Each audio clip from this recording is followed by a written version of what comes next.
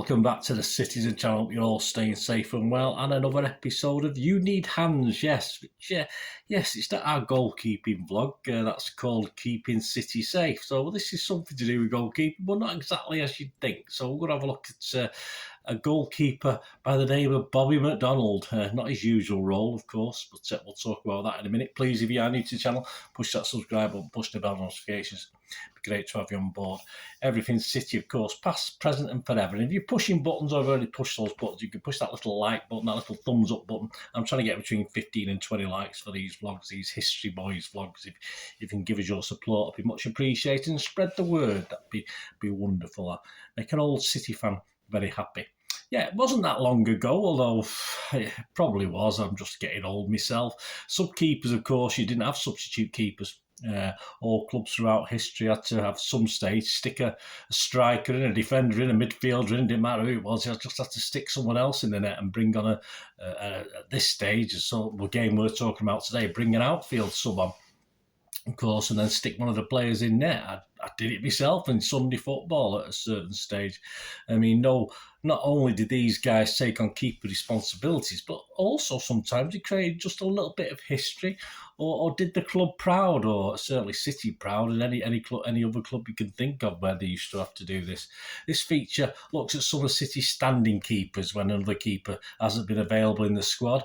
As the case in modern football, there are always exceptions, of course. I mean, of course, we've got keepers on the bench now, but you think back to the Atlanta game, of course, where Kyle Walker went in there after an injury to Edison, and Bravo got himself sent off. But hey, that's now. It didn't happen then. Personally, I've witnessed a few occasions over the 6 decades I've been watching City, so this one today I would have been there to witness this one as well. And this one goes back to a home game against Watford on the 4th of September 1982. So the background to the game, John Bond was starting his second full season in charge of City, 81-82 season. Been a bit of disappointment after the season before, where we'd reached Wembley, of course, only to be conned out of it. Stung, well, all right, we got beat in a replay, but we should have really won it. We didn't. Of course, we lost. But this was his second, if you like, he started his second full season. He wasn't to finish it. Of course, financial constraints were beginning to hit hard. And of course, I think Bond wanted a few quid to buy some players, but he wouldn't see this season out as manager anyway. And interestingly enough, when you mention money, it was the first time City had shirt sponsors. So I'm not sure they were paying £5 a game or something like that, but it certainly didn't help us out financially overall. I'm sure it wouldn't have done any harm, but it didn't seem to make a lot of difference, as we had Saab, Sierra, Alpha Bravo, of course, emblazoned across our sky blue shirts. The two players involved in this, the main one we're talking about, of course, we've just said, haven't we? It's Bobby McDONALD, of course, we're looking at today, who actually went in net. But the other player that was involved, of course, was a player who went off, a certain Joe Corrigan, who got injured, I think it was just after 3 minutes. And both Bobby McDONALD and Joe Corrigan wouldn't be at City next season. They both would leave this season. On to the game itself, an okay crowd, 29,617, wasn't massive, but, it was okay. We had Joe Corrigan started the game in net. We had Ray Ranson, Bobby McDONALD, Graham Baker, Kevin Bond, Tommy Creighton, Aga Harady, remember him, Kevin Reeves, Davy Cross, Asa Hartford, Paul Power. Not a bad team. And Dennis Stewart was on the subs bench, but as I said, he did come on. He didn't come on as a goalkeeper to replace Joe Corrigan, but he did come on.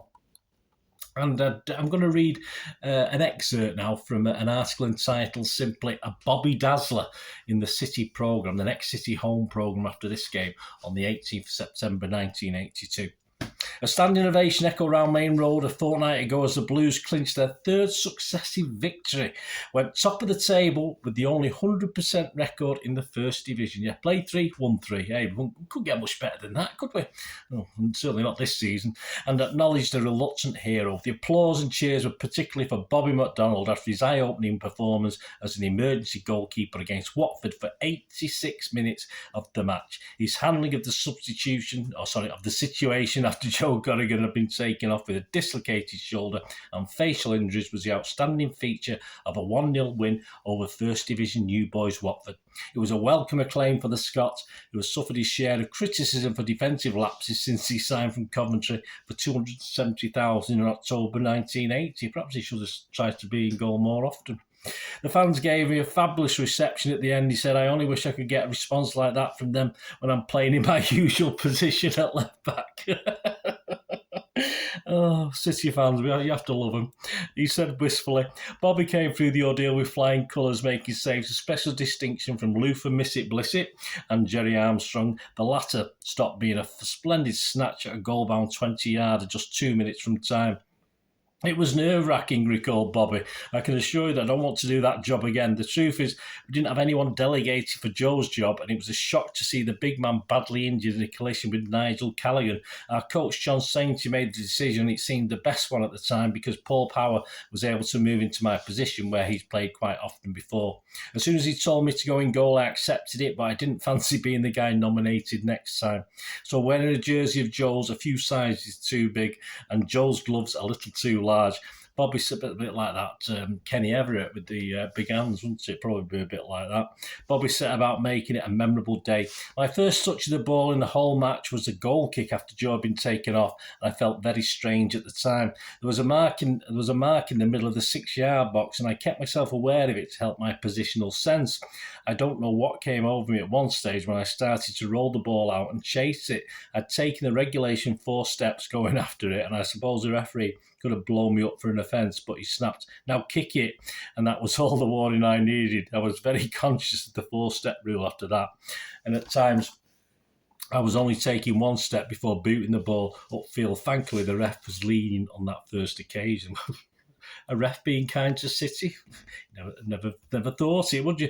I made a couple of important stops. One effort was hitting me in the first half, then Blissett fired one at an angle, and I managed to catch it between my legs. I think the shot I stopped from Armstrong was my best. It was much closer to being a goal. I appreciated the reaction from the supporters. The lads all said, well done, straight after the whistle went.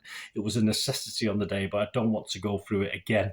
It's the second time it's happened to me. I did a goalkeeping stint in a home match for Coventry City against West Ham on April the 19th, 1977, when Jim Bly was carried off injured. We were winning 1-0 at the time, and I had about 20 minutes between the sticks. But West Ham won a corner and had the big fellas who came up and put me under pressure, so that in trying to catch a corner, I didn't succeed and the ball fell for Pop Robson to equalise. That was disappointing. But at least it was only for 20 minutes. I'm not cut out for goalkeeping for a whole game, he added. There are thousands of admiring fans who watched the Watford win who would admire that modesty, but wouldn't agree. There you go. I was in that crowd. Were you there in that crowd? Let me know if you remember that. I do sort of remember. When he talks about getting the ball stuck between his legs, I still sort of create some memories for me, that one, of what happened. Some headlines afterwards in the papers. Keeper McDonald turns on the magic, said the Sunday People. The history of City is littered with the deeds of great goalkeeping names like Bert Troutman, Joe Corrigan.